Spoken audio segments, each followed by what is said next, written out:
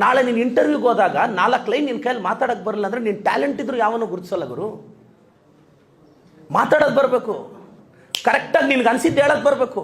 ನೋಡಿ, ಕರೆಕ್ಟಾಗಿ ನನಗೆ ಅನಿಸಿದ್ದು ಹೇಳಿದೆ, 28 ದಿನ MLA ಆಗಲಿಲ್ವಾ? ಅನಿಸಿದ್ದು ಹೇಳಿದೆ ಅಷ್ಟೇ. ನನಗೇನು ಅನ್ನಿಸ್ತು ಅದನ್ನು ನನಗೆ ಹೇಳಕ್ಕೆ ಬಂತು, ಅದಕ್ಕೆ MLA ಅದೇ. ನಿನಗೆ ಅನಿಸಿದ್ದು ಹೇಳಕ್ಕೆ ನಿನ್ನ ಕೈಯಲ್ಲಿ ಆಗ್ತಿಲ್ಲ, ಇಂಟರ್ವ್ಯೂಗೆ ಹೋಗ್ತೀಯಾ, ಕೆಲಸಕ್ಕೆ ಹೋಗ್ತೀಯಾ, first learn how to express yourself. ದಯವಿಟ್ಟು ಕಲಿಬೇಕು, ಭಾಷೆ ಕಲಿಬೇಕು, ಹಿಡಿತಾ ಇರಬೇಕು, ಓದಬೇಕು, ಪತ್ರಿಕೆ ಇವೆಲ್ಲ ಕಲಿಬೇಕಪ್ಪ. ಯಾಕೆಂದರೆ ಒಳ್ಳೆ ಕೆಲಸ ಸಿಗಲಿಲ್ಲ, ಒಳ್ಳೆ ಸಂಬಳ ಬರಲ್ಲ ಅಂದರೆ ಹೆಂಡತಿ ಮಕ್ಕಳನ್ನ ಸಂತೋಷವಾಗಿ ಹೆಂಗೆ ನೋಡ್ಕೊಳಕ್ಕಾಗುತ್ತೆ? ಫುಟ್ಬಾತಲ್ಲಿ ಟೀ ಕುಡಿಯೋದಕ್ಕೂ ಕಾಫಿ ಡೇಲ್ ಕುಡಿಯೋದಕ್ಕೂ ಡಿಫ್ರೆನ್ಸ್ ಇಲ್ವೇ ನಮ್ಮ ಮಗನೇ? ಇದೆ, ಇದೆ.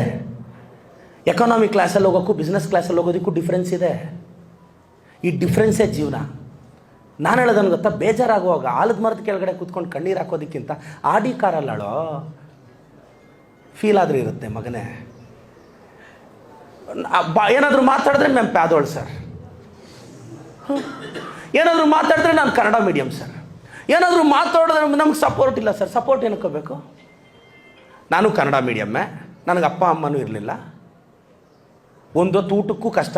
ಬಾಲಾಜಿ ಟ್ಯಾಕೀಸ್, ವಾಣಿ ಟ್ಯಾಕೀಸ್ ಪಕ್ಕ ಊಟ ಮಾಡೋಕ್ಕೆ ಹೋದರೆ ಇನ್ನೊಂದು ಹಾಫ್ ರೈಸ್ಗೆ ಬಡ್ಜೆಟ್ ಶಾರ್ಟೇಜ್ ಆಗಿ ಸಾಲ ಕೇಳೋಕ್ಕೆ ಈಗೋ ಅಡ್ಡ ಬಂದು ಅರ್ಧ ಗಂಟೆ ಎಲ್ಲರೂ ಹೊರಟೋದ್ಮೇಲೆ ಅಣ್ಣ ಇನ್ನೊಂದು ಹಾಫ್ ರೈಸ್ ಕೊಡೋಣ, ನಾಳೆ ಕಾಸು ಕೊಡ್ತೀನಿ ಅಂತ ಈ ಪದ ಕೇಳಕ್ಕೆ half an hour Balaji talkies ಹತ್ರ ನಿಂತಿರೋ ದಿನಗಳಿವೆ. ನಮ್ಮ ಸದಾಶಿವ ಸರ್ ನೋಡಿದ್ದಾರೆ.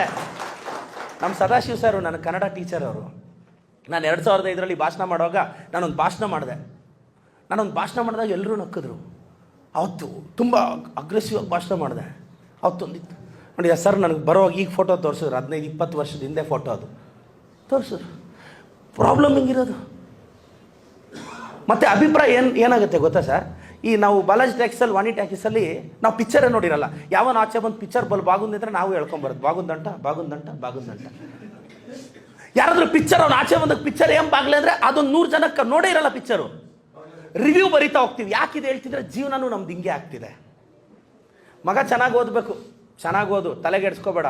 ಇಲ್ಲಿ ಸಿಂಗಲ್ ಪೇರೆಂಟ್ಸ್ ಮಕ್ಕಳಿದ್ದೀರಾ, ಕಷ್ಟಪಟ್ಟು ಬೆಳೀತಿದ್ದೀರಾ, ಇಂಗ್ಲೀಷ್ ಪ್ರಾಬ್ಲಮ್ ಇಲ್ಲ, ಬರಲಿಲ್ಲ ಅಂದರೂ ಪ್ರಯತ್ನ ಪಡು. ನಾನು ಹೇಳ್ತಾ ಇರ್ತೀನಿ, ಇಂಗ್ಲೀಷ್ ಇರುತ್ತೆ ತಪ್ಪು ಮಾತಾಡೋಕ್ಕೆ, ಕರೆಕ್ಟಾಗಿ ಮಾತಾಡೋಕ್ಕೆ ಕನ್ನಡ ಇದೆ ಮಗನೇ ಅಂತ. ಇಂಗ್ಲೀಷ್ ತಪ್ಪಾಗೆ ಮಾತಾಡೋ, ಆದರೂ ಮಾತಾಡೋದು ಕಲಿ. ನೀನು ದೊಡ್ಡ ಕೆಲ್ಸಕ್ಕೆ ಹೋದಾಗ ಸರ್ ನೋಡಿ, ಇವಾಗ ದೊಡ್ಡ ಇಂಡಸ್ಟ್ರಿ ಬರ್ತಿದೆ, ನಾವು ಹೇಳೋದು ಭಾಳ ಮುಖ್ಯ. ನೀವು ಆ ಶೈಲಿನ ಮರ್ತರೆ ಆ ಕಮ್ಯುನಿಕೇಷನ್ ಕಲೀರಪ್ಪ, ಚೆನ್ನಾಗಿ ಕಲೀರಿ. ನೋಡ್ರೋ, ಒಂದು ಲೈಫಲ್ಲಿ ತಲೆಯಲ್ಲಿ ಇಟ್ಕೊಳ್ಳಿ, ನೀವು ಒಂದು ಸ್ಟೇಜಿಗೆ ಬಂದಮೇಲೆ ದುಡ್ಡು ಸಂಪಾದಿಸಲಿಲ್ಲ ಅಂದರೆ ಸಂತೋಷವಾಗಿರೋಕ್ಕಾಗಲ್ಲ.